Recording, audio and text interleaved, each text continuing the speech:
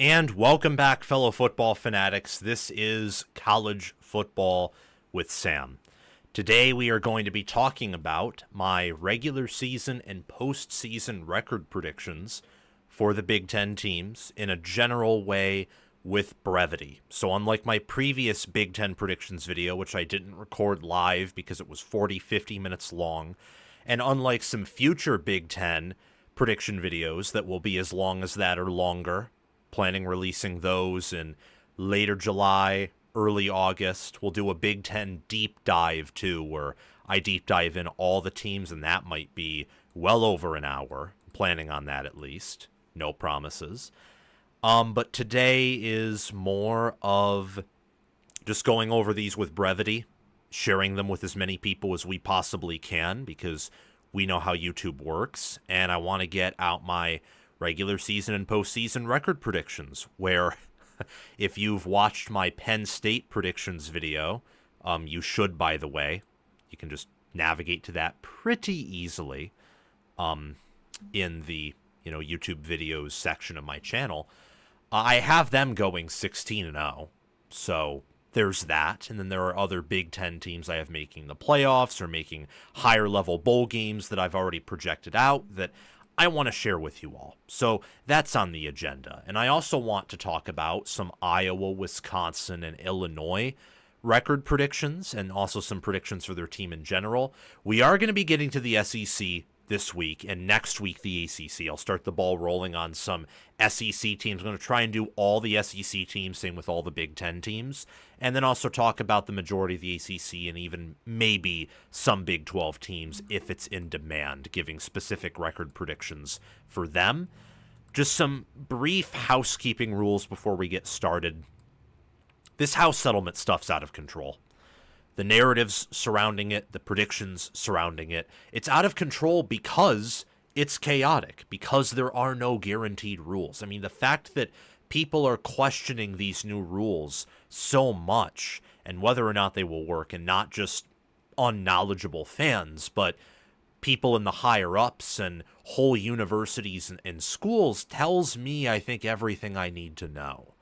That this likely won't work, or that if it works, it's going to be a work in progress, especially at the beginning. People just need to stop with it. Stop with it in the sense that, there are new rules being enforced. And maybe there are, but from what I've heard, a lot of this is still a work in progress. And the amount of overt disobedience of what the intended house settlement rules are from some large schools, some well-known schools, communicates to me that there are loopholes, that there are things to disregard, and that ultimately, without some type of employee-employer relationship between the players and between the universities, likely the universities becoming some sort of cartel with their own rules, because at this point every university is one separate entity. Well, in the NFL, you have 32 organizations operating under the same entity.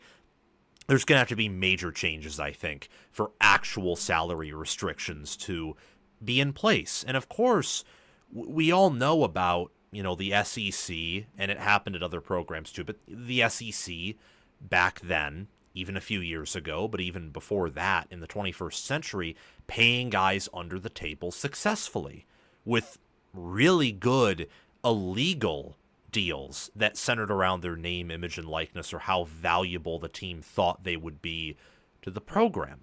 We know about that.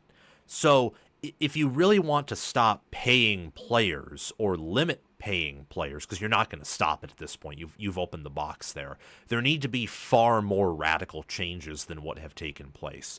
So these schools that are following it closely, unless this is resolved quickly, I will tell you that the average school that follows this closely, from my perspective, is going to regress in one way or another. And the schools that take advantage of the loopholes in their current form, especially if these rules stay static, if they stay where they're at without significant changes in the coming, future, sooner rather than later, then I think those teams will benefit, and I think they will benefit rapidly, especially if they have good coaching.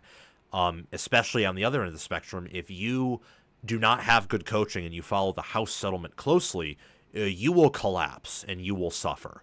If you follow it closely but have good coaching, you'll probably regress a little bit, but you'll find a way to compensate for it. Similar with Clemson being one of the only programs in America who hasn't really used the portal a lot, but because they have good coaching and still have a good talent and recruiting base, they've regressed for sure, but they have not fallen off the face of the earth or anything close to that. It looked like they may have in 2023, but I think that was more of a combination and alignment of many changes going on at Clemson, not just the portal and the current NIL space.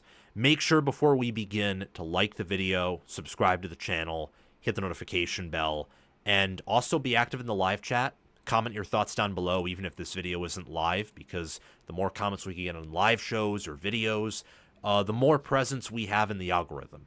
Same with liking the video. Hit the notification bell so that you can get notified when we go live Mondays, Wednesdays, and Sundays at 6 p.m. Eastern Time. And be active in the live chat. If you have something you want to tell me, send a super chat if you want me to answer it live, and I will get to that. Today is going to be a shorter show, just for context. I think you all gathered that from Big Ten predictions and then Wisconsin, Iowa, and Illinois predictions. Wednesday, and I'm probably going to try and do one more show this week. No promises on that, but Wednesday will be a much longer show, similar to last week. Very long show, 10 topics, maybe more than that, and it will probably be the same for a show either taking place Tuesday or Thursday. Whenever I have the time to do that, I will. So just wanted to keep you updated about some of the plans during the week. Should I cover Big 12 Media Days? Let me know in the comments section, the live chat, or if you're listening to this on Spotify, let me know in the Spotify comments. I might cover it a little bit, probably not much, but I might dedicate a segment to it. Why not? I'm interested in seeing how BYU addresses the whole Jake Retzlaff thing. I'm curious to see how Kyle Whittingham addresses the past 2 years at Utah. As in, what happened? How do you go from one of the leading programs in the Pac-12 to really flailing everywhere when Cameron Rising wasn't healthy? How do you have your first losing season in eons last year when you moved to an easier conference? Like, how did that happen? I'm curious to see what Deion Sanders does this season at Colorado. I think that this is Colorado's probably most physical team under Deion Sanders, but they don't have Travis Hunter. They don't have Shedeur Sanders, and those players were blue chippers, and Hunter was a generational athlete. And in a conference like the Big 12, that can give you maybe 3 additional games as wins that could have been losses or should have been losses. So that'll be interesting. How does Mike Gundy respond to having his worst season in Oklahoma State, in his Oklahoma State tenure, in his history at Oklahoma State? What does Kansas State do? They're the favorite to win the Big 12. What about Baylor? What about Texas Tech? What about Iowa State? What about Arizona State? Can they make it back to the college football playoff, or will the law of close games hold them back? It's interesting. I'm very fascinated with the Big 12 picture this year, but we're not here to talk about the Big 12, although that was a part of what I wanted to get out of the way to open up the show. We're here to talk about the Big 10. And I want to move on to my Big 10 regular season and postseason predictions with brevity. With brevity in the sense that I want to keep this to 15, 20, 25 minutes at the absolute most.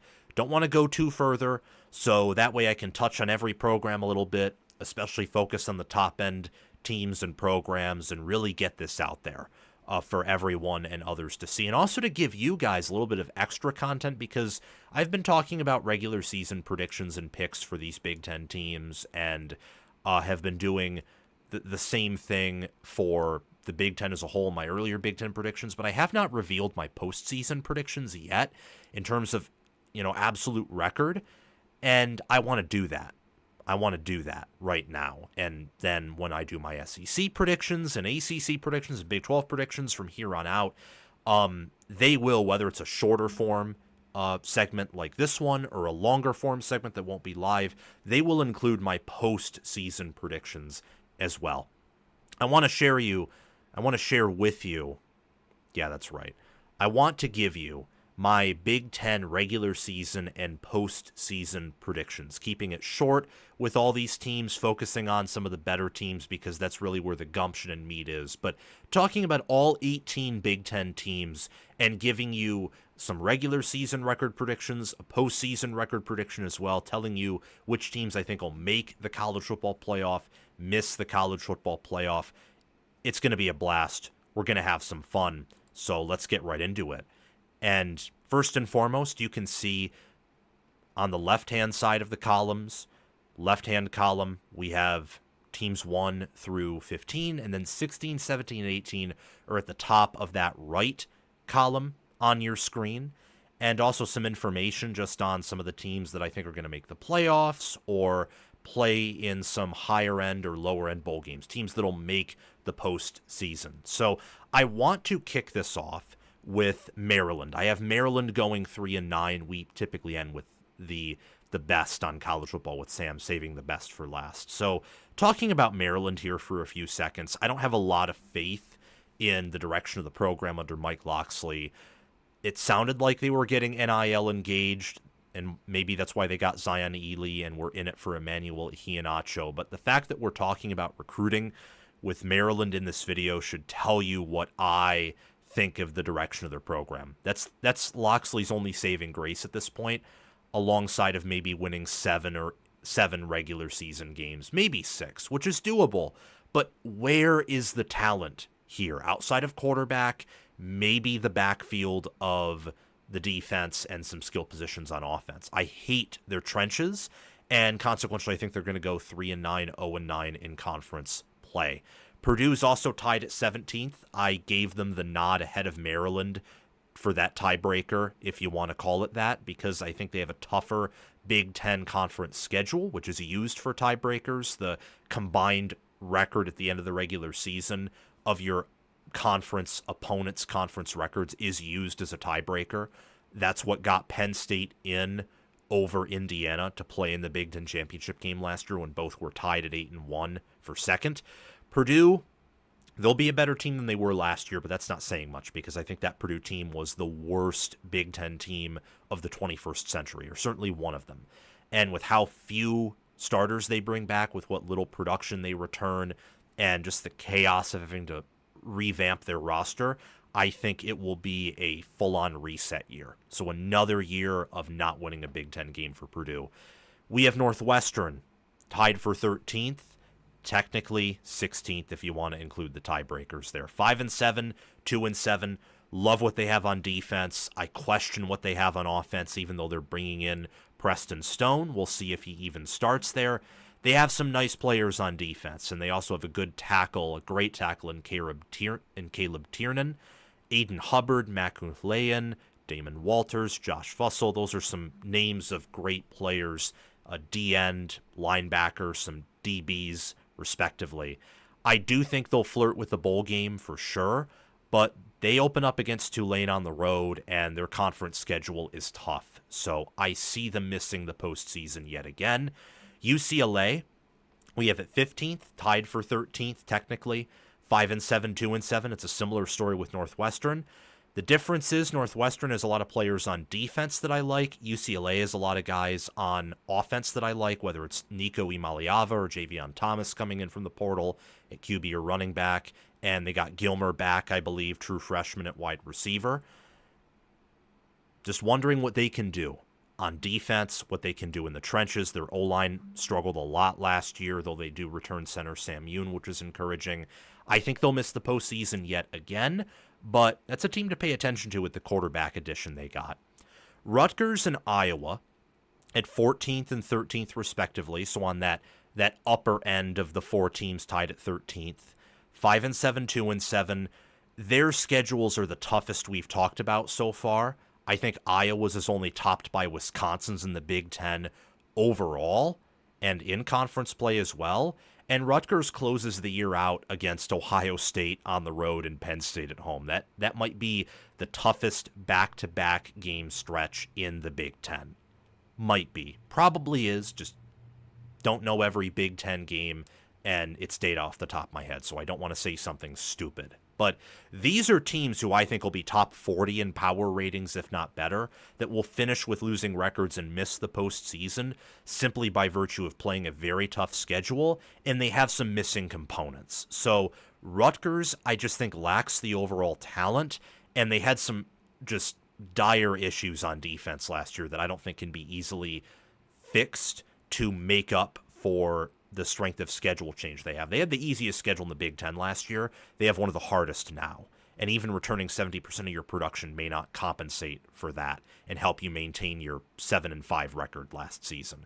As for Iowa, they return less than 60% of their production, and I just have questions about their defensive backfield. I love Phil Parker. I think they'll retain a top 25 defense and probably have an offense that functions inside the top 50, but their schedule is super tough, and this team is thinner than they were last year, where they returned over 80% of their production, went 8-4. It's a bold pick to have Iowa going 5-7, but I think with the schedule they have, it's possible, and that's what I'm rolling with.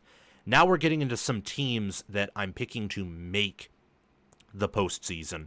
We have Minnesota at 12th, not tied with anyone because they're the only team I'm picking to go 3-6 in Big Ten Conference play.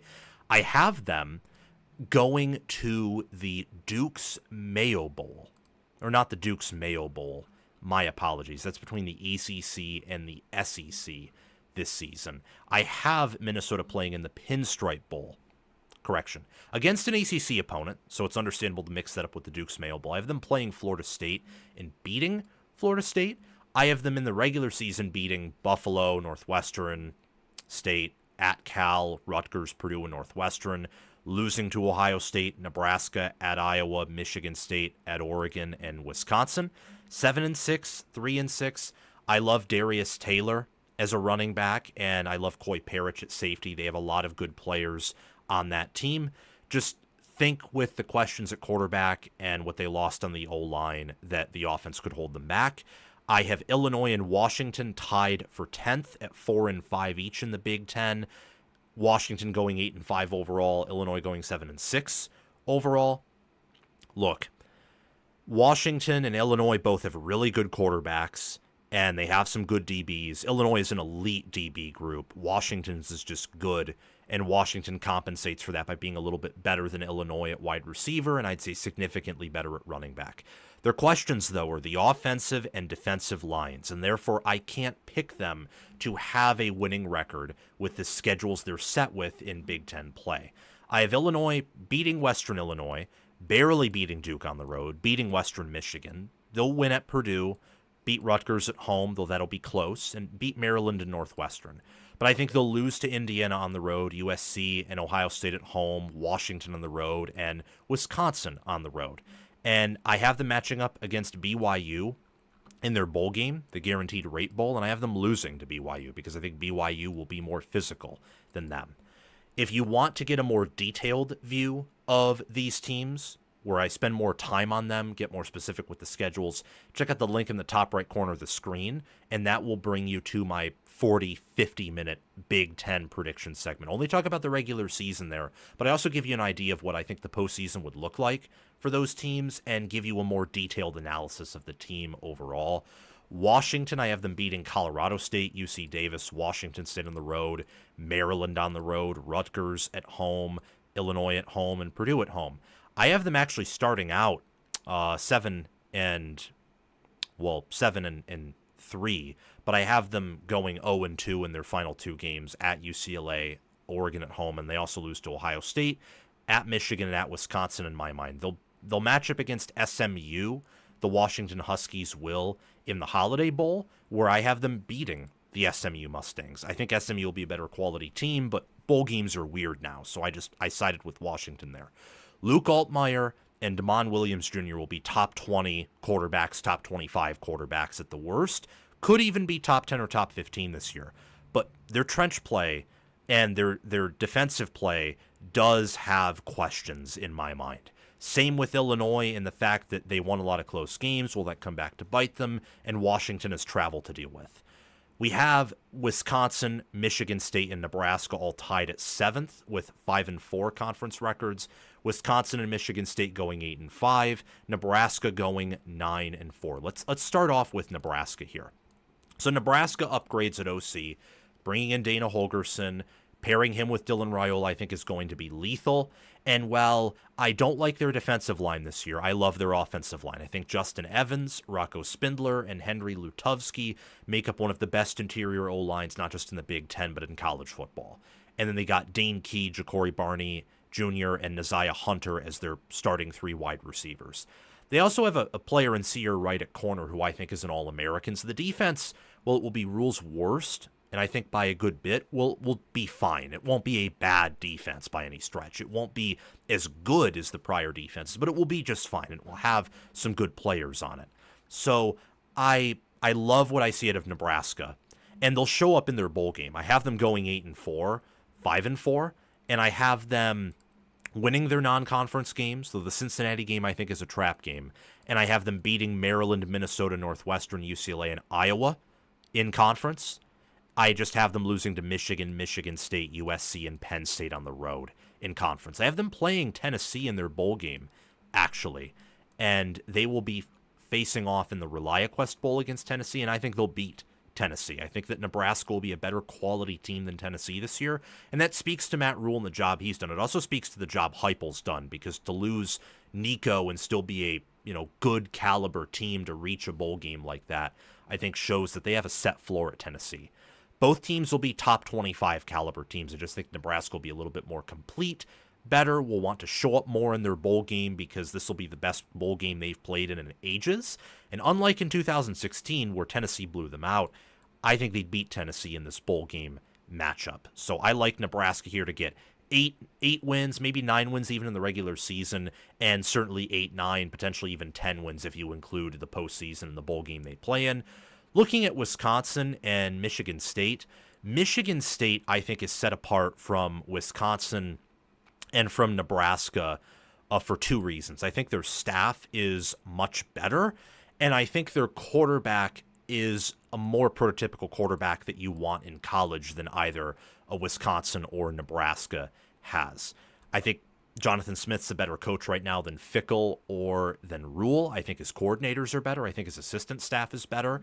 And I think that Childs' upside, that I've watched his upside. It looks similar to Raiola's upside, but he has legs. And then Billy Edwards Jr. is not as proven as either Raiola or Childs in terms of talent.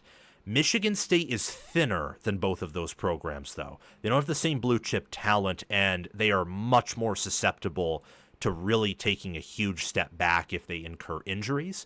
But I like where the offensive line is for the Spartans. I like Nick Marsh and Jack Velling as 2 awesome receivers at wide receiver and tight end. You look on defense, and I think they have some players such as Grady Kelly, Jalen Thompson, Darius Snow in the front, to where with Joe Rossi's defense, I think they'll take steps forward this year. I have Michigan State going 3-0 in the non-con, beating Nebraska on the road, UCLA, Minnesota on the road, Iowa on the road, and Maryland in a neutral field, just losing to USC, Indiana, Michigan, and Penn State.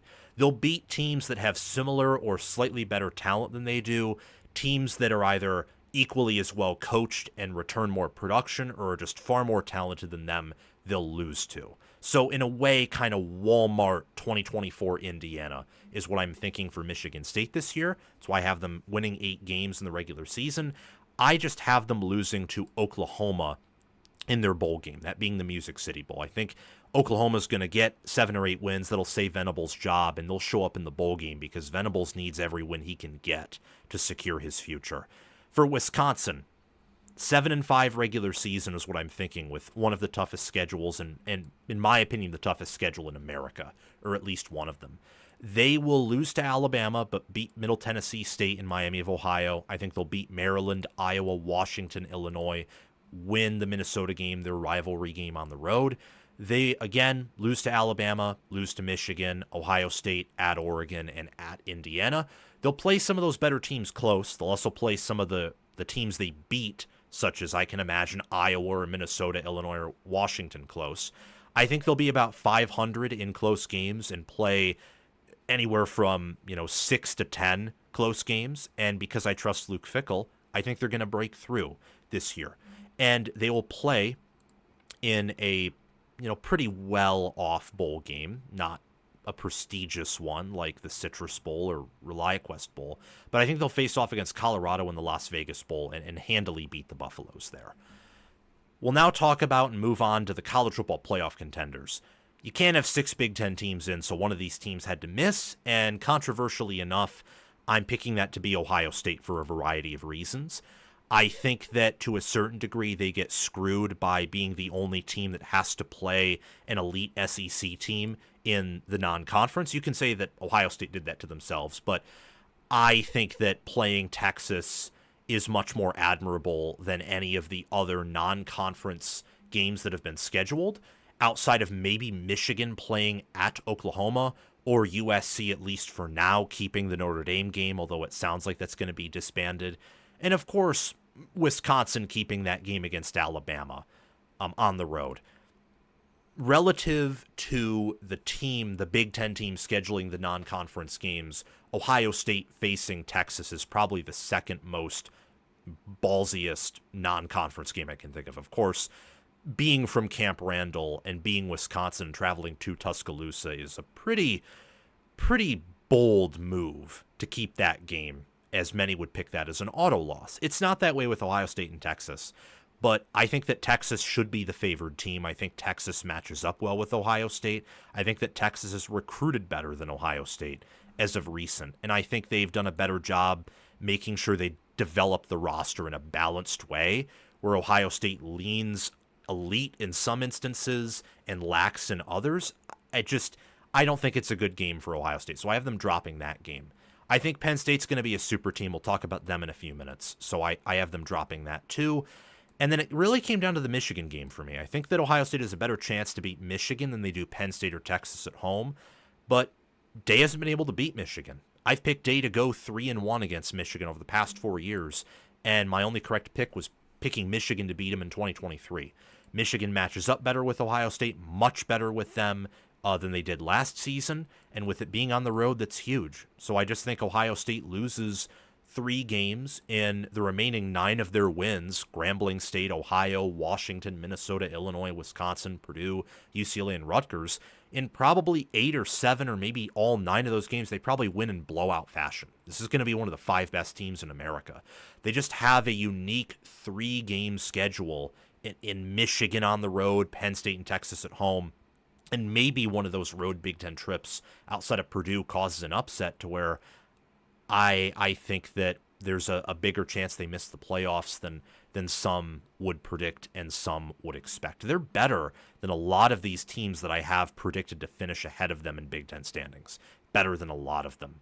And I love the players they have. I think that Arvell Reese and Sonny Styles at linebacker, and their wide receiver core with Jeremiah Smith, Carnell Tate, Brandon Ennis, Mylan Graham, for example, their safety group, not just Caleb Downs, but Jalen McClain. They got a good kicker in Jackson Corville from the portal, who isn't talked about enough, and I have absolute faith in Julian Sayin. But there's enough issues with the roster, the D-line and the O-line depth, and the way the big teams they play, Penn State, Texas, and Michigan, match up with them, to where between them and Oregon, I just sided with Ohio State missing it. I have them, though, crushing Alabama in the Citrus Bowl, because I think if Ohio State misses the playoffs, they'd come out angry, and then they would spend big to have a huge 2026 year.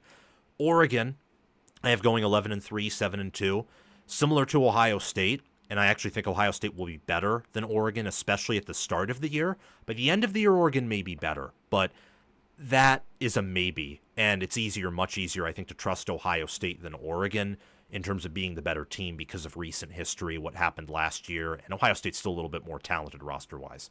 Oregon doesn't play Texas, though. Their toughest game is Oklahoma State at home. So I have them beating Montana State, Oklahoma State, Northwestern, Oregon State, Rutgers, Wisconsin, Iowa, Minnesota, USC, and Washington. I have them losing to Penn State on the road, probably getting dominated there, and then losing to Indiana in kind of a close trap game at home. Early in the year, Oregon will look rough at times, like they did last year for the first 2 weeks, but probably for a longer period of time. By the end of the year, I think they will be a well-oiled machine. I think them and Ohio State are going to have similar stories this year. Start off a little bit rough because of the lack of experience. There will be some games that are just frustrating to watch, especially against opponents that can punch with them in terms of weight class and talent. But by the end of the year, those will be well-oiled machines and clearly top 6, top 5, maybe even top 4 teams in America. I have them reaching the playoffs. I have them hosting Michigan in the first round, beating the Wolverines pretty handily there, and then going on to lose to Clemson in the Orange Bowl. USC. I have USC going 12-2 overall, 8-1 in Big Ten play, one of my boldest predictions of the year. USC lost all their close games last year. They did win some close games, sure, but they lost the majority of them. And Riley, with a career 70% win percentage around there in close games, with a quarterback with experience under his belt, with Makai Lemon and Jacoby Lane returning, with a deep running back room in Waymon Jordan, Eli Sanders, and Brian Jackson, with Eric Gentry and Kamari Ramsey coming back on defense, and D'Anton Lynn being in his second year as DC. I like USC to win 3, 4, 5 more games than they did last year, and at least finishing the year ranked inside the top 25, which would likely require 9 wins. Now, thankfully, I have them getting 11 in the regular season alone. I have them beating Missouri State, Georgia Southern, Purdue, Michigan State, Illinois, Michigan, Notre Dame, Nebraska, Northwestern, Iowa. They will enter the Oregon game in Week 13 ranked in the top 5, for sure. But I have Oregon thoroughly dominating them. I think USC, with how I believe the teams on their schedule will work out, is going to have a lot of fortune fall their way and a lot of favorable matchups that will puff up who they actually are. I do not think this is a top 10 quality team. They'll be ranked inside the top 10 for the later half of the year and definitely in the final college football playoff rankings. But when they play against a team like Oregon, who I think is the only team on their schedule that will be top 5 this year, or even they're the only team on their schedule I think will be a legitimate, serious national title contender by the time November hits. Oregon will expose them a bit, but I still think USC will very much overachieve, show their future hand under Lincoln Riley, who I have a lot of trust in now. Weird to say after a 7-6 year, but I like where USC's heading under Riley, and of course I have them beating UCLA. I have them hosting Texas A&M in the first round of the playoffs, beating the Aggies, but then I have them losing in a pretty big way to Penn State in the Rose Bowl to close out the season at 12-2. I also have Indiana going 12-2.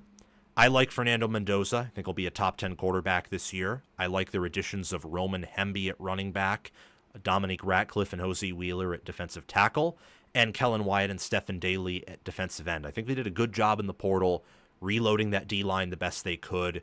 I think they upgraded at quarterback. I love Indiana's O-line. I think it's much deeper than last year, has higher upside too. Pat Coogan at center, Drew Evans and Bray Lynch at guard, Carter Smith at tackle. And then when you return Elijah Surratt at wide receiver, Amari Farrell at safety, D'Angelo Pons at corner, and Aiden Fisher at linebacker, I think this team in a power rating sense is going to get better. It's why I have them beating Oregon on the road, albeit very close, and Oregon's a better quality team. If this game were played in November in Autzen, I might have Oregon rostering Indiana and beating them in a similar way Notre Dame did. But it's early enough in the year and off of a bye, and after Oregon, I think, is going to get housed by Penn State, to where I think Indiana may be able to hang in there and escape with a close win. Because at this point right now, I trust their experience more than Oregon's, and that will matter at the start of the year. I have them beating, of course, their 3 non-conference opponents in addition to Oregon, Illinois, Iowa, Michigan State, UCLA, Maryland, Wisconsin, and Purdue. I do have Penn State treating them like Ohio State did last season, though, and destroying them. I have them hosting Utah in the first round of the college football playoffs, but losing to Georgia, probably in competitive fashion based on how Georgia plays and some of the weaknesses the Bulldogs may have. But Georgia and Kirby Smart, with just that much more talent and having a better staff, will come out on top and pull away in the Sugar Bowl matchup I'm projecting. Michigan's also tied for second. They get the nod because their conference opponents actually finish with just a slightly better record overall in Big Ten play than Indiana and USC do. Indiana, USC, and Michigan, I think, do get relatively favorable Big Ten Conference schedules. Michigan's, I think, is the easiest once you factor in home field advantage there. The toughest opponent they play in Big Ten play is Ohio State by a significant margin, and they host Ohio State. And then USC is as close as you can get to Ohio State, and they're not quite there yet. Playing them on the road and getting USC off a bye might make it tougher than Ohio State, but that's only when you factor in the home field advantage, travel, and bye aspect. Objectively, Ohio State's much better than USC this year. Michigan, I have them losing to Oklahoma and losing to USC. I have them beating New Mexico and Central Michigan, Nebraska, Wisconsin, Washington, Michigan State, Purdue, Northwestern, Maryland, and beating Ohio State in a close game. I think that Underwood at the end of the year will be a stud, top 15, top 10 caliber quarterback. Michigan will run the ball better than last year. They'll pass the ball better because of QB, not because of wide receiver, though. And I love what they have on defense. I think that, Rayshon Benny, Trey Williams, Damon Payne Jr., Ike Awuna, TJ Guy, Derek Moore, Trey Pierce, their D-line, it won't have nearly the same upside it did last year, but in terms of playable bodies, they might actually have a better second-string rotation than they did last year. Don't know if I'm wrong about that, but I think Michigan's defense and the upgraded quarterback will help them a lot. And then we finally have Penn State. Michigan I have losing to Penn State in the Big Ten Championship game, and I think Penn State will blow them out. And then I think Oregon's going to probably do some serious damage in that first-round playoff game where I have Michigan going to Autzen. This Michigan team is not a top 5 caliber team. They may not even be top 10 caliber, though S&P Plus agrees with me that they're certainly close. S&P Plus has them at 10th. I had them in my last top 25 at 9th. May have them outside the top 10 now, but certainly inside the top 15. They're just nowhere close. They're nowhere close to Penn State. Penn State's number 1.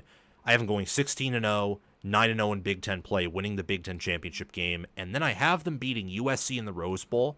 I have them facing off against Texas in the Peach Bowl, the only Big Ten team that will reach a semifinal game. The only Big Ten team I have playing, or only team north of the Mason-Dixon line I have playing in the semifinals. I think the South will have a little bit of revenge, but not enough to win the title, where I think Penn State at the end of the year is going to be that clear-cut number 1 team. I've boldly stated in my Penn State predictions video, link top right corner of the screen right now, I've stated there, I think they're going to be the best national champions since at least 2021 Georgia, maybe since 2020 Bama, in terms of quality. I'd just, based on talent and it being Kirby Smart, I'd have 2021 Georgia slightly ahead of this team.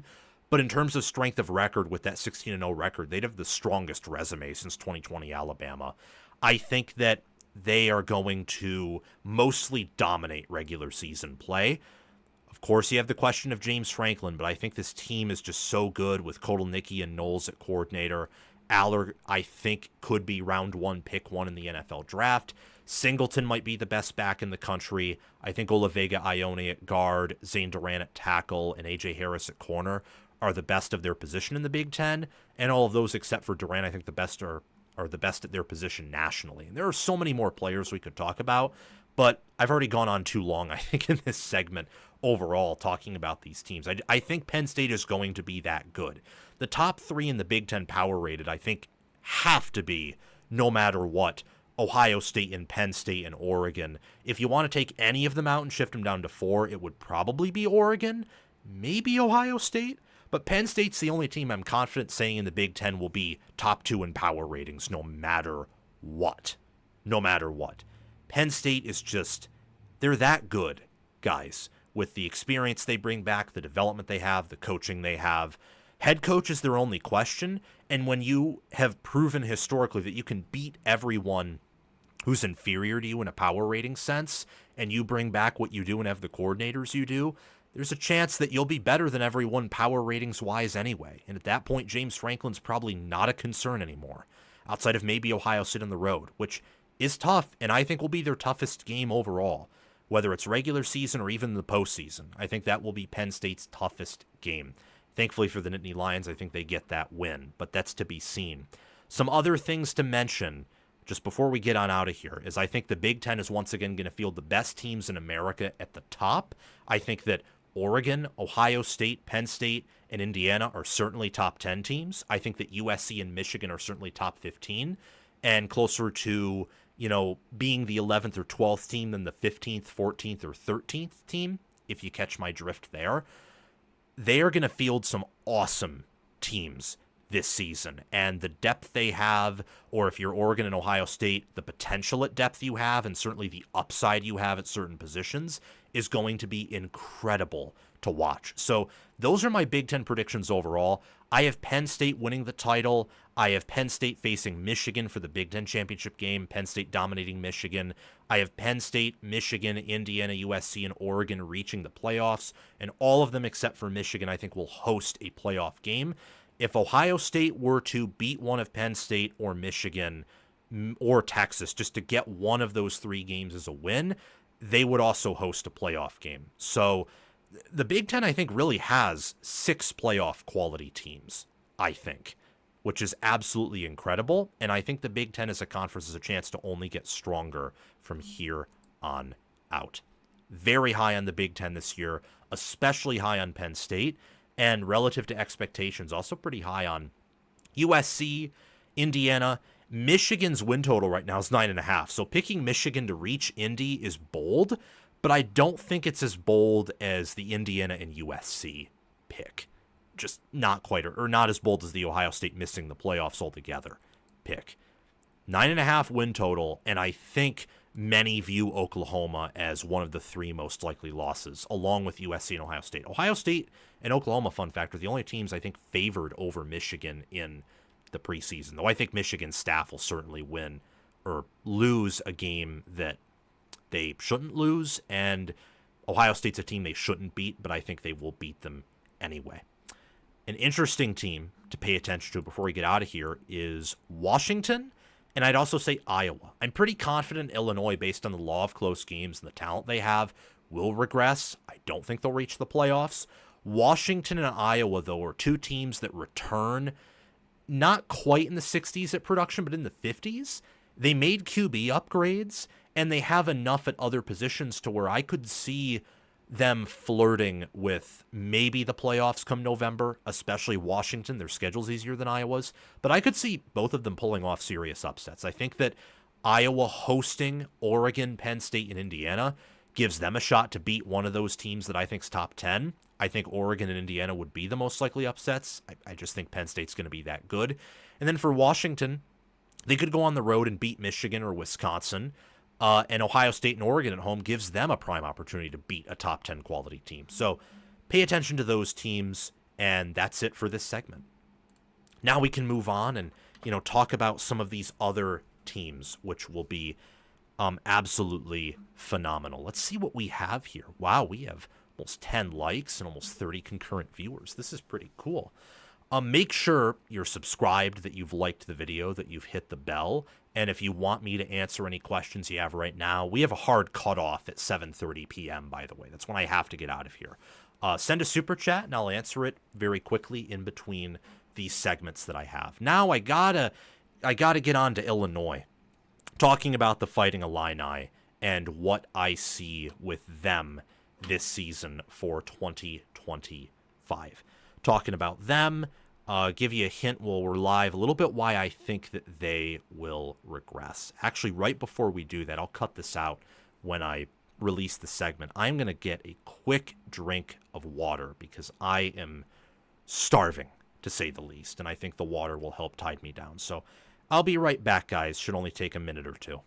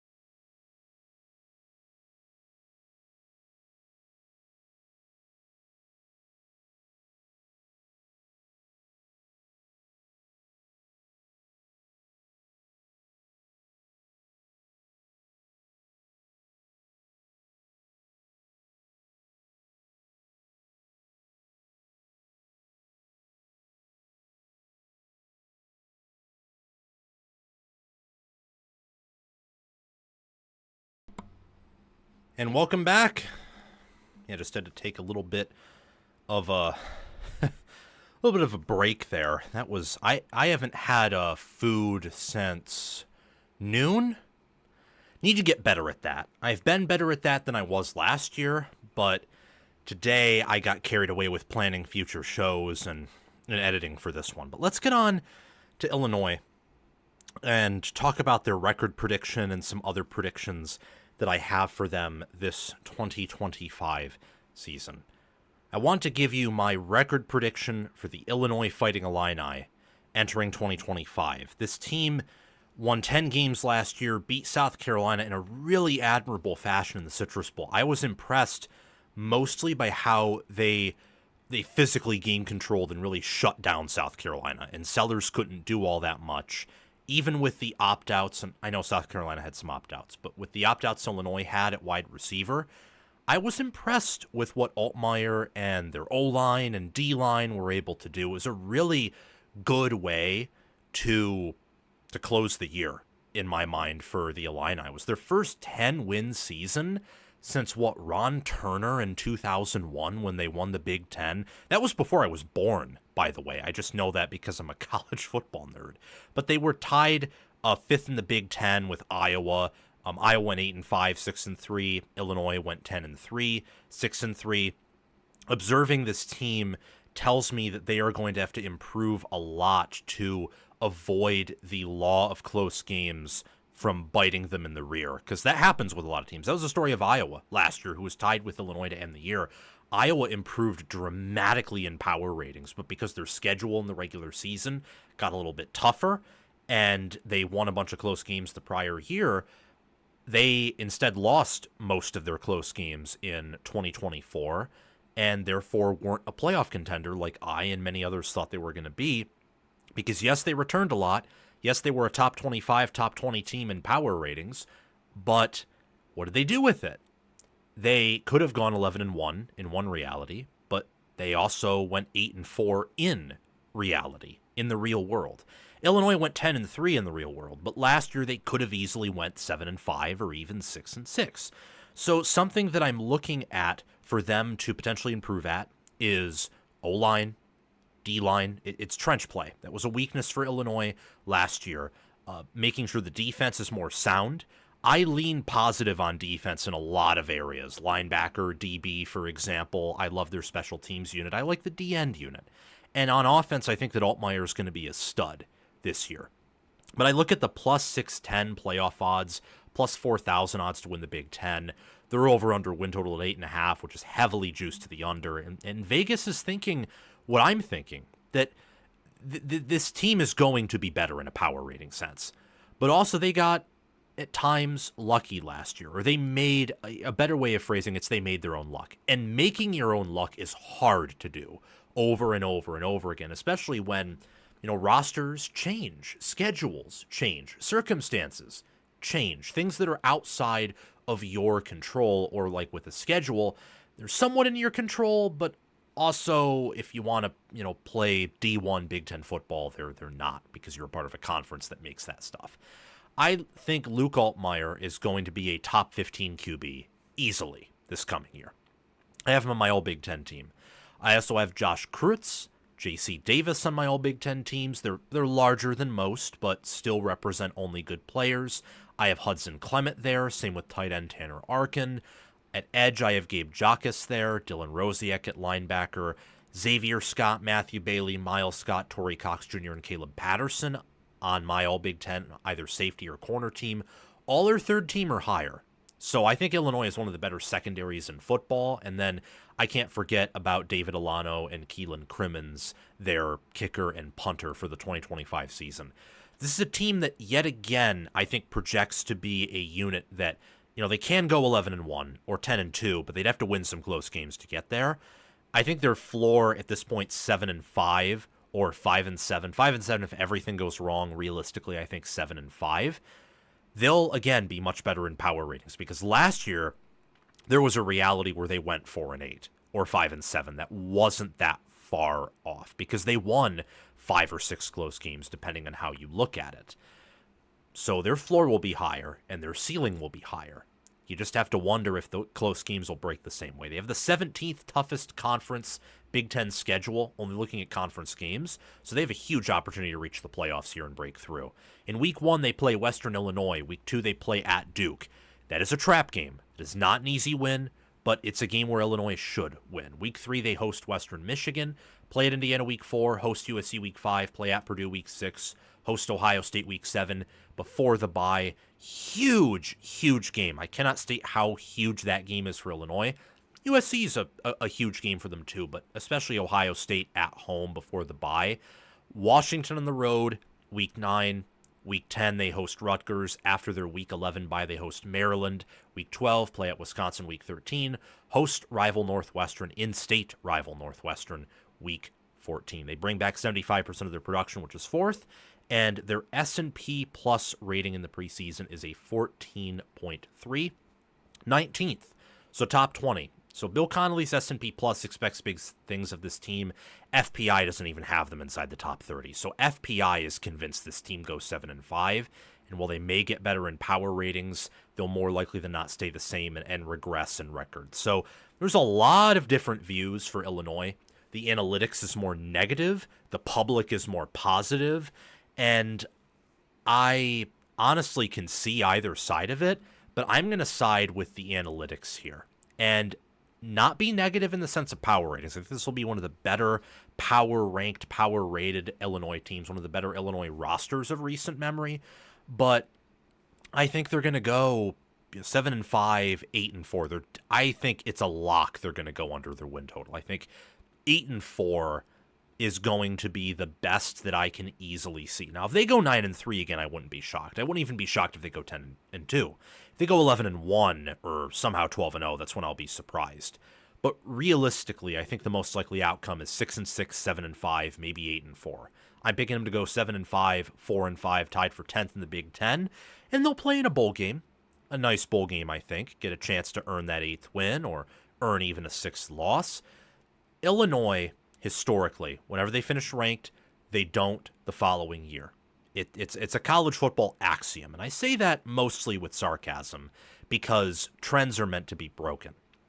But here, they didn't majorly upgrade the O-line or D-line in any major way. In fact, I think they lost a little bit on the D-line.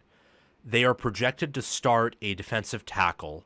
They got him from Wisconsin, who had a 50s PFF grade in his career. And they're starting Thompson at defensive end.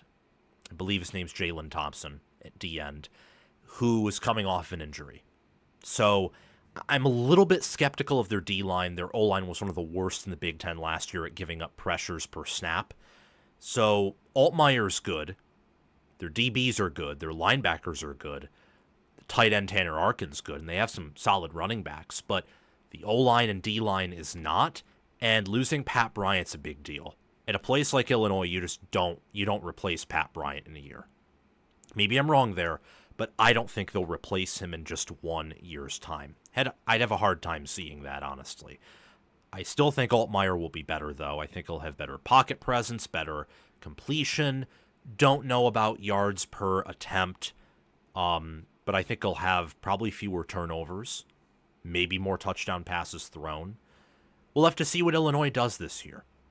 We really will. There's a lot of opportunities for losses, but then again, you want the Ohio State game and the USC game to be at home. You'd ideally want Indiana at home too, but Indiana isn't as talented as USC or Ohio State. They get some big games at home, and you want that if you're Illinois, because if you have to play Ohio State in Columbus, you're probably losing that game by multiple touchdowns. If you're playing that game in Champaign and you bring your A game, you might be able to pull off the upset, if you see what I'm saying.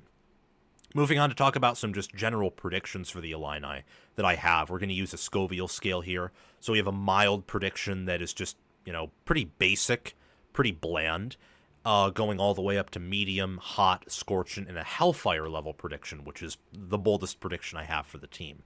My mild prediction is that the law of close games catches up to them, and they have a losing record in one-score games. So whether that's 2-3, whether that's 1-2, 1-3, they will just be below 500 in close games.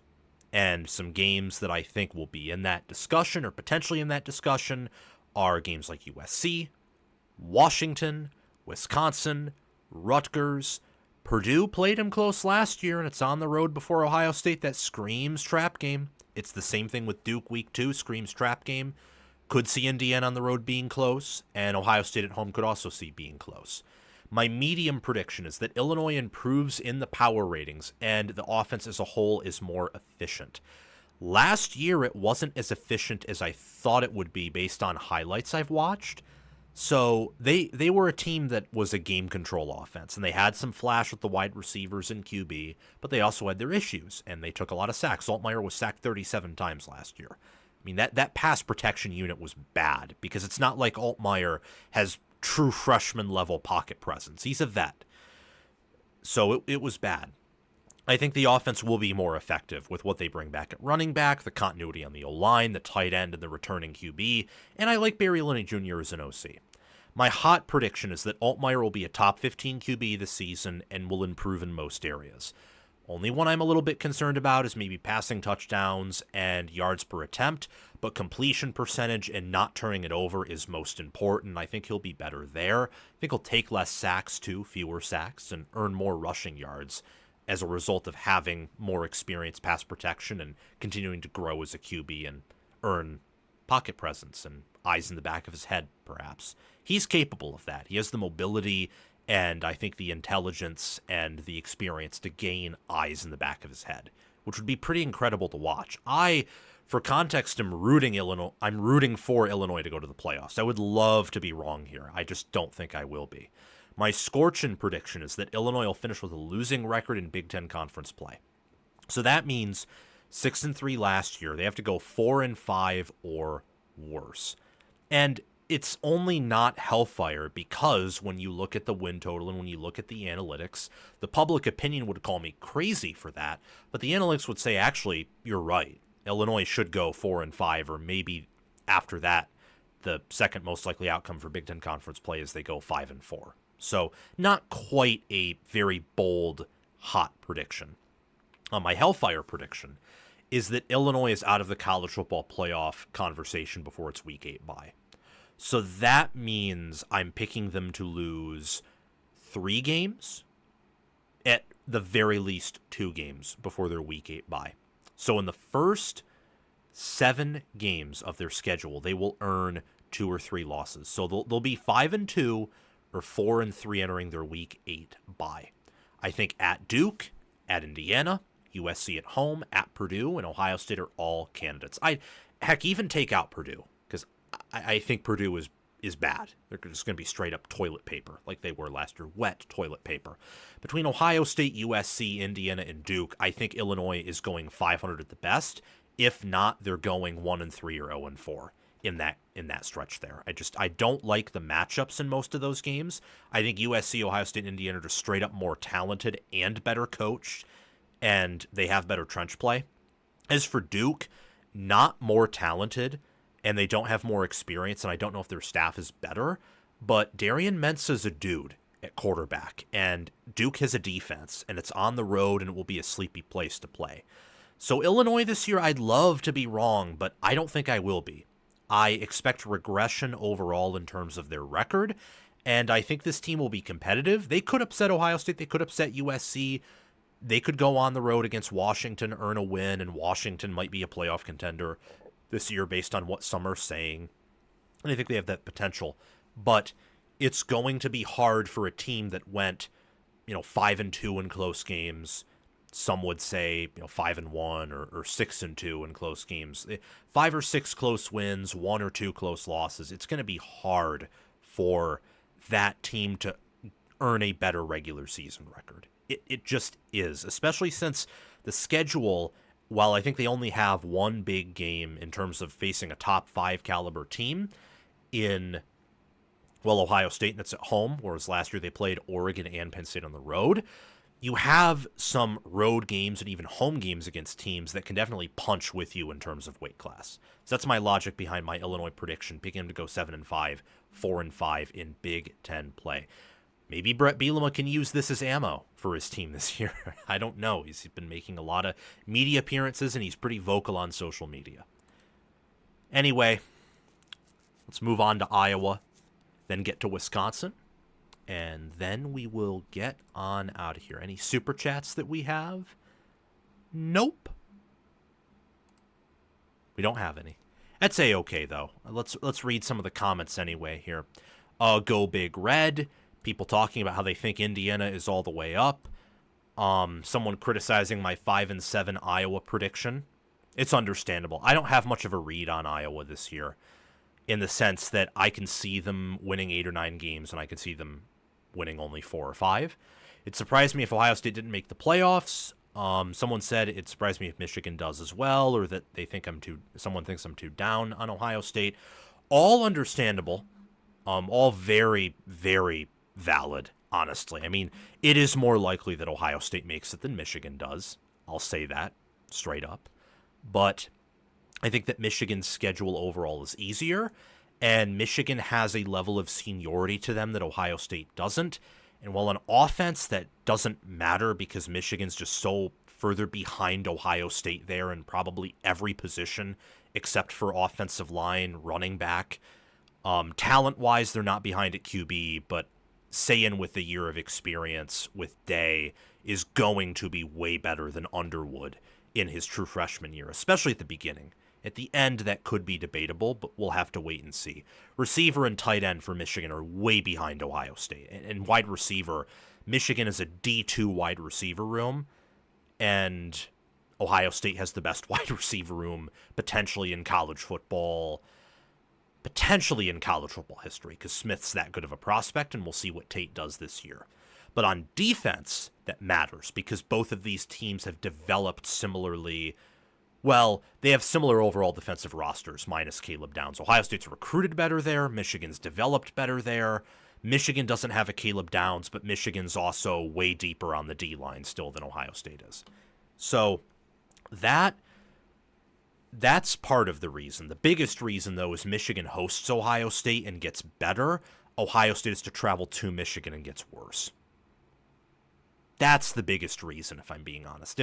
If Ohio State hosted Michigan this year, I would pick Ohio State to go 10-2 and reach the playoffs and probably play Penn State and Indy, and Michigan would go 9-3 and miss altogether. Like it really came down to Michigan for me, with the Ohio State take of missing the playoffs and Michigan's take of making it, which just shows Day has to beat Michigan, because at some point that game, whether it comes to fruition in recruiting or the playoffs or even trying to make the playoffs, at some point, as it has in the past, it will not help Ohio State and will help Michigan, and Ohio State doesn't need that. So we'll move on to Iowa now and talk about the Iowa Hawkeyes. Kirk Ferentz is the longest tenured head coach in the Big Ten. He's been with the Iowa Hawkeyes since the late 1990s, and he's entering a new era of college football, just like everyone else. And last year, I thought it was pretty admirable how him and the Hawkeyes adjusted. I mean, their offense was electric at times on the ground. The passing game never really got figured out, but you saw Jacob Gill and Reese Vanderzee emerge there. And the defense, well, it took a little bit of a step back, was still one of the better defenses in the nation. I mean, 8-5, 6-3. With a lot of backups, they played competitively with the 10-win Missouri team in the Music City Bowl, and they were tied for 5th in the Big Ten.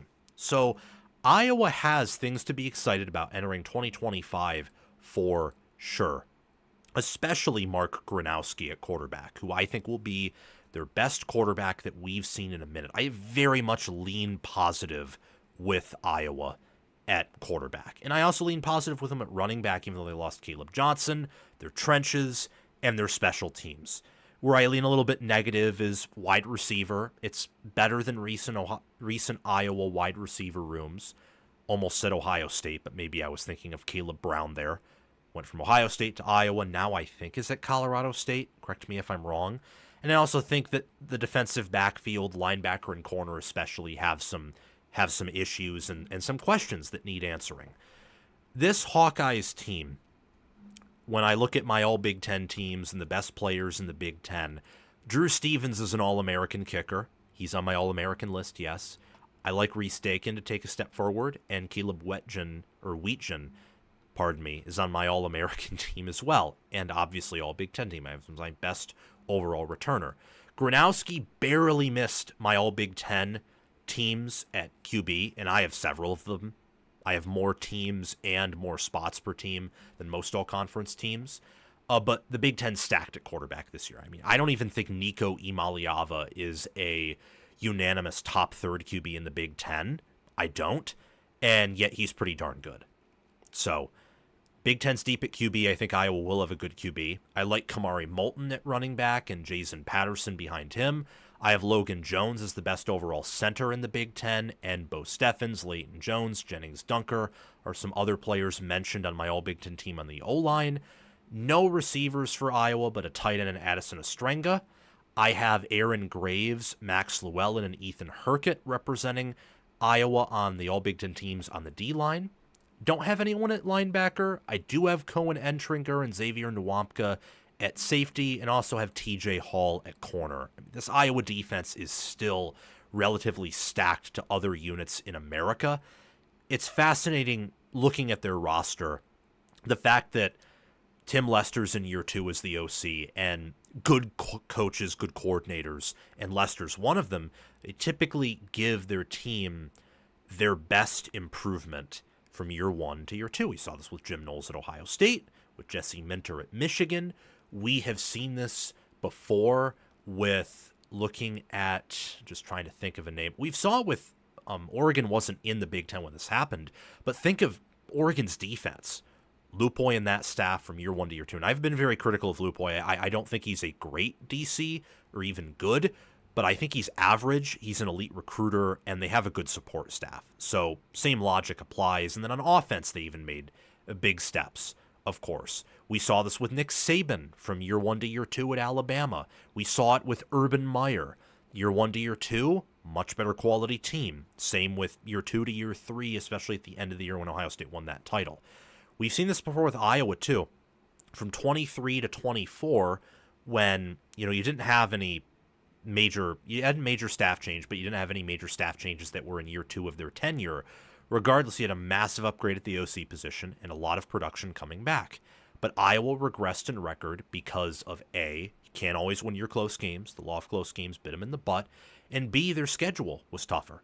And this Iowa schedule is insanely tough. This has to be the toughest Iowa schedule that I can remember. Week 1, they play UAlbany. Week 2 at Iowa State.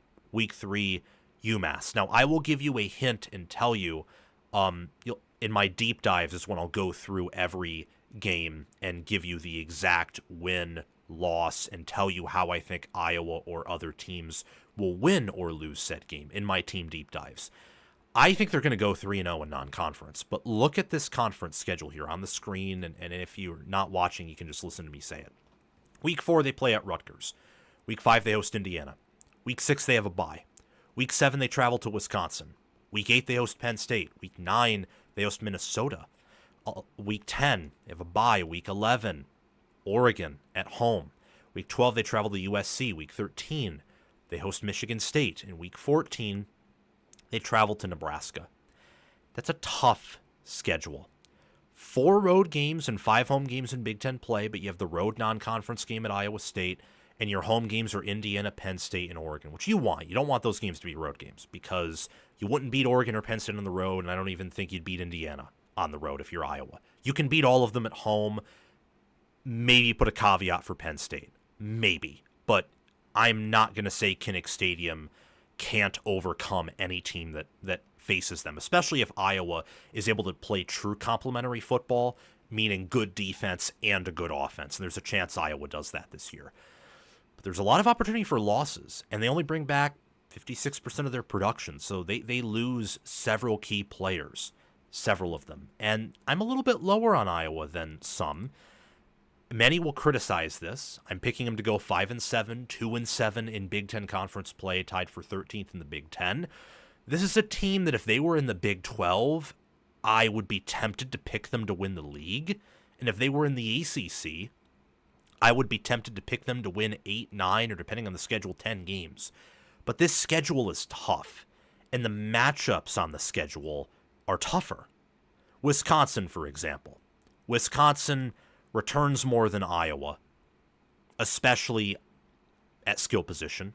Their lines of scrimmage have been upgraded through the portal, and they have a good O-line. And they've massively upgraded at QB in the same way that Iowa has.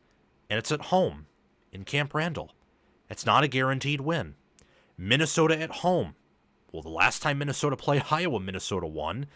And Minnesota right now profiles as having a more talented, better, and deeper defense, especially in the defensive backfield.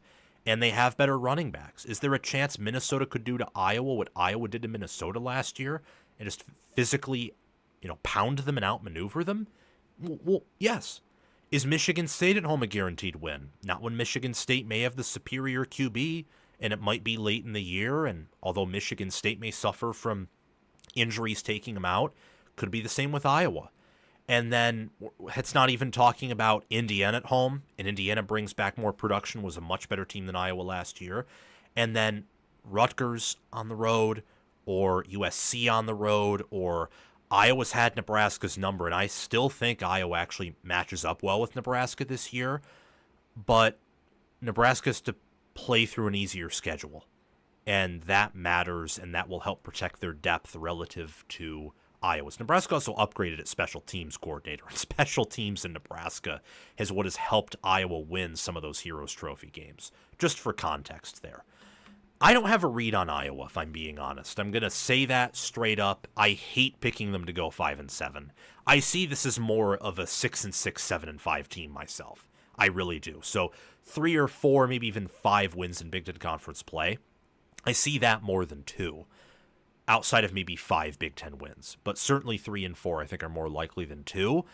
You just have to pick someone to collect all the losses in the super conferences. And while I think Iowa will be a top 35, top 30 team in power ratings, I think they're going to lose some close games. They'll win some close games too, but lose some. And they just don't have the depth, I think, to last against some of these teams, especially when November rolls around. Could be wrong. I have underestimated Iowa and Kirk Ferentz before, but I've also picked him to do fairly well. In 2023, for example, picked him to win 9 games, picked him last year to go 11-1 regular season. 2022, I picked him to win only 6 or 7 games and was pretty dead on about that. Just with how much they lost on defense and losing their offensive line, their center specifically at the time, Tyler Linderbaum. I suspected that combined with Petrus and Brian Ferentz, the younger, coming back, that would cause damage. And it did, along with a schedule where they had to host Michigan, had to travel to Ohio State. It was a very tough schedule. I think Iowa has something similar this year, though they play more complementary football, so that could help them be much better than the 2022 team, and I think they'll be better than the 2022 team. However, their depth on defense is not nearly the same as it was in 2022. Their tight end depth isn't the same, and those have been Iowa's primary identity. And the schedule is tougher, because Iowa State is better now than they were in 2022, and Penn State, Oregon, and Indiana, all at home. That is probably as tough as hosting Michigan and playing Ohio State that year. Maybe a little bit easier. But some other games that they have to play that we already talked about will make it challenging for this team to really overachieve and flirt with the playoffs again. I mean, they're plus 760 to reach the playoffs for a reason, plus 3,800 to win the Big Ten for a reason as well. And factoring in the schedule, that's actually saying Vegas likes Iowa to be a good team, and I do too. I just think they'll lose some more games, close games probably, than Vegas expects. My mild prediction is that Mark Gronowski will be Iowa's best quarterback since Nate Stanley. My medium prediction, going up in the Scoville scale until we reach Hellfire, my hottest prediction for Iowa, the offense improves and becomes a certain top 50 unit.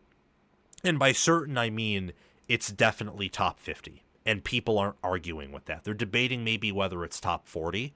But top 50, averaging points per game and efficiency, I think Iowa will reach that. My hot prediction is that the Iowa defense will become a more Jekyll and Hyde version of last year's self. They're going to drop off in the secondary, definitely drop off at linebacker. So that may result in some more frustrating plays. Maybe some bigger plays through the air, or more broken tackles. But that D-line is going to be better, based on what I'm seeing and what they bring back, looking at the PFF grades, the film. I think they're going to generate a better pass rush with their front four. And that may help compensate. They may not have to blitz as much. And I don't know how much Iowa blitzed last year, but not having to do it as much if you need to get pressure, regardless of how much you do it, is always helpful. And they still have some good players in the secondary. Their secondary was good last year, just wasn't elite like it was in prior seasons. My scorching prediction is the Hawkeyes suffer their first losing regular season since 2012. The only reason it's not a Hellfire prediction is because I think this one's even bolder. That I think Iowa goes 0-4 in the month of November due to depth concerns. I think this schedule, whether it's playing, starting off against Iowa State as your first Power 4 team, you have 10 Power 4 teams, many of them on the road. Many of them have similar depth to you in theory.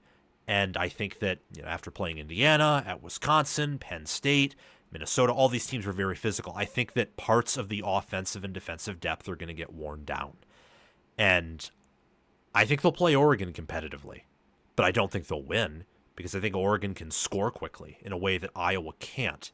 And it's not like Oregon has awful special teams or some crippling weakness on defense that Iowa will be able to exploit by that time in the season. Although maybe Oregon's D tackles and run defense, but we'll have to see about that. And then, USC on the road. That's going to be tough with the travel, and I don't think USC is going to be overlooking a team like Iowa. Michigan State is what makes this hellfire because Michigan State will also suffer from depth concerns, but I think MSU is a better staff. MSU worked Iowa last year, should give Iowa some motivation. However, at the same time, I think that Michigan State's scheme and the fact that they have a great receiver group and a great QB match up well with Iowa's scheme and also their questions in the defensive backfield. And Nebraska. If this game was in Kinnick, I would pick Iowa to win. Neutral field, I might even pick Iowa to win. But it's at Nebraska, and Nebraska's going to be good enough to where I think they'll have a little bit of a different energy and some more pressure relieved off of them. I also don't think Rule is brain dead like Frost was, so they'll adapt and learn from what was a disastrous loss last year to Iowa. And that's my predictions for Iowa right there. Thank you so much for tuning in there and watching.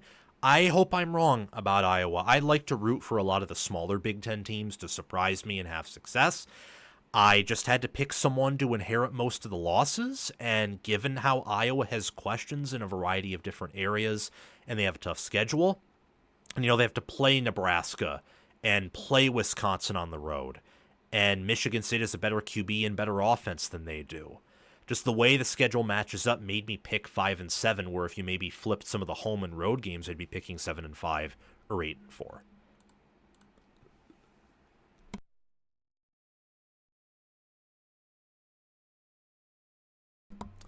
Just had to burp, so I didn't want to hear you guys. I didn't want to subject you guys to hearing that. So you think Indiana's going to beat either Penn State or Oregon because both are on the schedule? Yes. Not Penn State, because I think Jim Knowles against any offense that doesn't have the talent of his defense is absolutely a suicide. And by talent, I mean developed, not just star talent. I mean developed too. If what I just said were true, and it's only based on high school talent, then Michigan wouldn't have beaten Ohio State in 2022. And Penn State wouldn't have even put up 20 points on that unit in the fashion they did, or 30.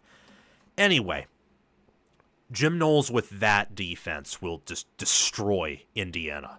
It'll be clear by early second half that Penn State's the better team, and given how Franklin is not afraid of running up the score, I could see that game getting out of hand quickly, like the Ohio State game did last year.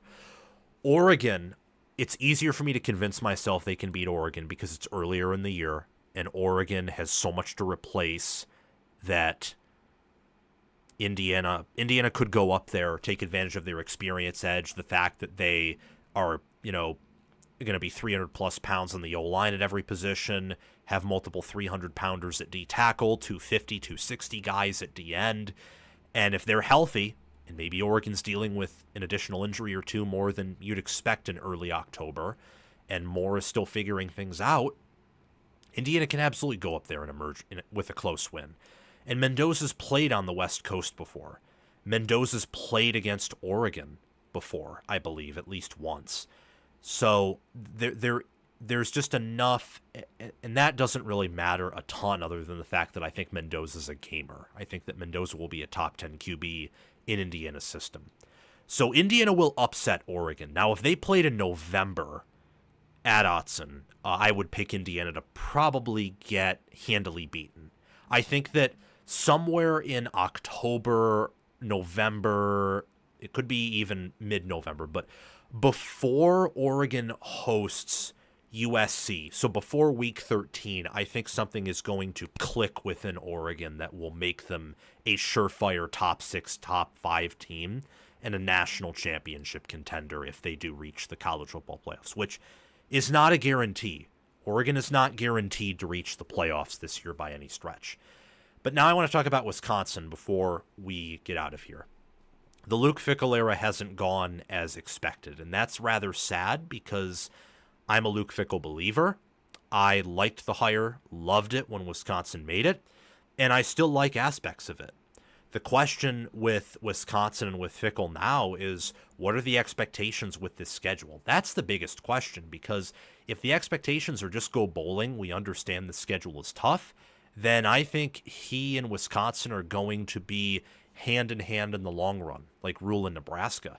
If, however, they expect him to win 8 games or 9 games, then he might be toast because this schedule is that tough. Wisconsin went 5-7, 3-6 last season with a tough schedule. They hosted Oregon, hosted Penn State, hosted Alabama. They have to play some of those teams on the road. And they were 12th in the Big Ten, showed a lot of fight in the first 10 games. I think in the final 2 games they quit a little bit. And voila, you get 5-7 and Wisconsin's first losing season in more than a decade. It was, in truth, a disaster. It was a disaster by Wisconsin standards. They're plus 3,500 to reach the playoffs and plus 16,000 to win the Big Ten with an over-under win total of 5.5. If that gives you perspective of how Wisconsin's doing, which is not good. Wisconsin's not doing all that good. They're not doing so hot. I like this roster. I think this roster sets up Fickell for as much of a rebound or progression that Nebraska's does with Rule. Except Nebraska's schedule, in theory, lines up with their roster. Wisconsin's does not one bit. They have the toughest Big Ten conference schedule in the Big Ten, only looking at conference games. And if you factor in that game against Alabama, it's by a mile the toughest Big Ten schedule. Even FPI, which uses ESPN recruiting rankings, I think is biased towards the SEC in the preseason, less so as the season goes on, and in-game results matter much more. The Badgers are the only Big Ten team with a schedule on par with the SEC's per FPI. And since FPI is probably underrating Wisconsin's schedule, you get the point. This could be the toughest schedule in America, not just the toughest in the Big Ten or the toughest when you only look at Big Ten conference games. Let's burn through this schedule before we get to some players I love and some players or positions I have questions with the Badgers. So week 1, they play Miami of Ohio. Week 2, they play Middle Tennessee. Week 3, they travel to Alabama. And week 4, well, they host Maryland. You should go 3-1. 3-1. If you somehow upset Alabama, which is very, very unlikely, but I think a little possible, given how Alabama functioned last year, then that game is kind of just gravy. Just go 3-1, look good against the G5 and against Maryland, who should not be anywhere close to you at this point. After the week 5 bye, Wisconsin travels to Michigan week 6, hosts Iowa week 7, hosts Ohio State week 8, travels to Oregon week 9. That is their October slate. That is insane. Michigan and Oregon on the road, who would S&P Plus or preseason top 10. Ohio State at home, who's number 1 in S&P Plus, and Iowa is preseason top 30, top 25 in S&P Plus. And it doesn't get easier. Well, actually, it does get easier, but not easier to guarantee wins. After the week 10 bye, they host Washington week 11, travel to Indiana week 12, host Illinois week 13, and travel to Minnesota in week 14. That is Wisconsin's schedule. And I view, let's see here, Minnesota, Illinois, Indiana, Washington, Oregon, Ohio State, Iowa, Michigan, Alabama. I view 75%, 9 of their 12 games as against top 40 opponents, top 35 opponents. I view Alabama, Michigan, Ohio State, Oregon, and Indiana as top 10 caliber opponents. This schedule sucks. Just going to be brutally honest about it. But that doesn't mean Wisconsin can't find a path to go bowling or even have a winning regular season record. It doesn't. I like what they brought in Billy Edwards Jr. I think protecting him with Riley Malaman, Joe Brunner, and Jake Renfro compared to Maryland's O-line will help him better develop, evolve as a passer, continue to be used in the run threat. I have questions about Wisconsin at running back, but I also think that with the scheme they're running with Jeff Grimes, the new OC, and the O-line that they have, that may not matter much. By the way, all the O-line and QB players I mentioned, Edwards, Renfro, Brunner, and Malman, are on my all Big Ten teams. Larger than most all-conference teams, so it may seem like Wisconsin's overrepresented here, but they're not, trust me. Trechka Kahuna and Vinny Anthony II, I think, are great wide receivers. And pay attention to Jaden Ballard. He didn't make my all Big Ten list, but transfer from Ohio State, I think he's going to fit well with Wisconsin. And if he breaks out and showcases the talent at Wisconsin that many said he was going to showcase at Ohio State, whether it was 2023 or 2024, they will definitely go bowling for sure, because I think their wide receiver room is already good. I like what they have at QB if he can stay healthy, and the O-line. This should be Luke Fickell's best offense by a mile at Wisconsin. And then we move on and look at the defense. I love what they did in the portal. Love it. They got Javier Suggs from LSU. He's going to be their best defensive lineman in a while. Their biggest, most athletic. Mason Reiger and Corey Walker coming in from the portal at D-end is huge. Love their additions, especially Walker. They're on my all Big Ten team. Suggs is not, but him and Peterson are players to pay attention to at D-tackle. Christian Allegro at linebackers there, and watch out for Tackett Curtis, who just missed. And then Preston Zachman, Austin Brown, Nizier Forqueen, and Ricardo Hallman were Wisconsin DBs who made my all Big Ten teams. And of course, can't forget about their special teams, Nathaniel Vakos at kicker and Atticus Bertrams at punter. Vinny Anthony II as well at return specialist. This team can go 8-4. I think whether it's Alabama on the road, Michigan on the road, Ohio State at home, Indiana on the road, I don't think they'll beat Oregon. It's just after the Michigan, Iowa, and Ohio State games, and then you have to travel to Autzen. I don't think they'll win that game. But they played them competitively last year, so you never know if they catch Oregon on the wrong foot and Wisconsin's on their 2 feet and they're sturdy. This is going to be a quality team. I think this is a top 25, top 30 caliber football team. Best case scenario, 8-4. I think more realistically, 7-5 is the best outcome. But I think their floor is higher than most people think.